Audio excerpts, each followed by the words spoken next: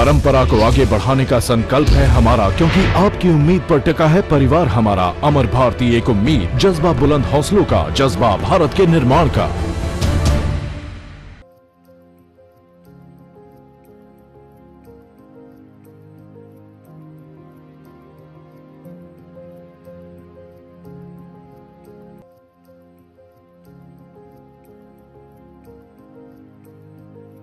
आज जैन धर्म संसद है, महाश्रवण जी, आचार्य प्रवर शिव मुनि जी और मैंने, हम लोगों ने ये तय किया है कि पर्युषण पर्व के पश्चात अनंत चतुर्दशी के बाद जो पहला रविवार आए, उस रविवार को पूरा देश सामूहिक रूप से राष्ट्रीय क्षमाबाड़ी दिवस पूरा देश मनाएगा।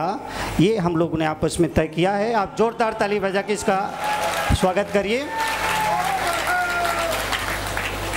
संवत्सरी अलग अलग होती है, 13 पंथ के अलग, मूर्ति पूजक के अलग, स्थानकवासी के अलग, दिगंबर के अलग, उस पर एक सहमति बन नहीं सकती है, वो हम समझते हैं। जैसे अभी आचार्य प्रवर महाश्रवण जी ने कहा कि ये कपड़े पहन नहीं सकते, हम कपड़े उतार नहीं सकते, तो वही वाली बात है। लेकिन हमने एक ऐसा फार्मूला निकाला, हम संतों ने आपस में मिल करके, कि पर्युषण पर्व के बाद अनंत चतुर्दशी जब तक सबकी क्षमाबाणी हो जाती है, तो सामूहिक रूप से पहला रविवार जो भी आए, जैसे फ्रेंड्स डे है, ये सरकार ने तय किया है कि सितंबर का पहला रविवार जो आएगा उसमें फ्रेंड्स डे मनाया जाएगा। इसी तरह से हमने तय किया है कि अनंत चतुर्दशी के बाद जो पहला रविवार आएगा, उस दिन राष्ट्रीय क्षमाबाणी के दिवस के रूप में, नेशनल फॉरगिवनेस डे के रूप में पूरा देश मनाए, सरकारी गजट पे इसको लाए। शिव मुनि जी महाराज जी ने एक विशेष प्रेरणा दी है कि इसमें इसके साथ एक और हम जोड़ेंगे कि सरकार मांस निर्यात अविलंब रूप से बंद करे। मैं कृतज्ञता ज्ञापित करता हूँ श्रद्धेय तरुण सागर जी महाराज के प्रति। आज आपकी जो भावना थी, उस भावना के अनुरूप जंगल में मंगल हुआ है। ये पहला मंच है जहाँ पर ना कोई नेता है, ना कोई माला है, ना कोई शॉल है, ना कोई मोमेंटो है, इसलिए फंक्शन समय से पहले पूरा हो रहा है। ये कृपा है। मैं तरुण सागर चातुर्मास समिति के सभी भाइयों के प्रति भी कृतज्ञता ज्ञापित करता हूं। पहली बार हमारे इतने मूर्धन्य आचार्य राजधानी दिल्ली में है, और उसकी उपलब्धि केवल चातुर्मास के रूप में नहीं, राष्ट्र को दिशा के रूप में होनी चाहिए। भगवान महावीर चंड कौशिक को भी क्षमा करते हैं, संगम देव को क्षमा करते हैं, अर्जुन माली को क्षमा करते हैं, कानों में कीले ठोके गए उनको क्षमा करते हैं, एक रात में 20 उपसर्ग आते हैं, क्षमा कर देते हैं। भगवान पार्श्वनाथ कमर को क्षमा करते हैं। 24 तीर्थंकरों में सब में पहले क्षमा है। अरे आप कितना तप कर लीजिए, कितनी परंपरा का पालन कर लीजिए, कितने उपवास कर लिए, यदि आपके भीतर क्षमा नहीं है तो आप मोक्ष नहीं जा सकते। क्षमा धर्म का द्वार है। 10 धर्मों में पहला धर्म क्षमा। अजर अमर है आत्मा, उसका प्रसन्न चित्त व्यवहार है क्षमा। मेरी बात को ध्यान से सुनिए। अजर अमर है आत्मा, उसका प्रसन्नचित्त व्यवहार है क्षमा।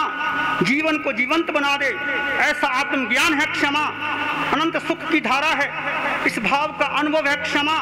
हर आत्मा से जुड़ी है, इसका एहसास है क्षमा।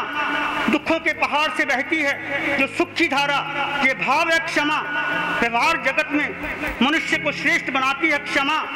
आत्मा ही परमात्मा का साक्षात्कार कराती है क्षमा।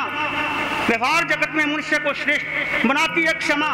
आत्मा ही परमात्मा का साक्षात्कार करती है क्षमा। उत्साह उमंग उन्नत शिखर पर नृत्य करते, उत्साह उमंग उन्नत शिखर पर नृत्य करते ईश्वरीय व्यवहार का नाम है क्षमा। गणों में उत्तम गंधर्व गौतम, गणों में उत्तम गंधर्व गौतम, मानव जीवन आभार करता है क्षमा। केवल ज्ञान के पथ पर दीप प्रज्वलित प्रकाश में प्रकट होती है क्षमा। जय जिनेन्द्र।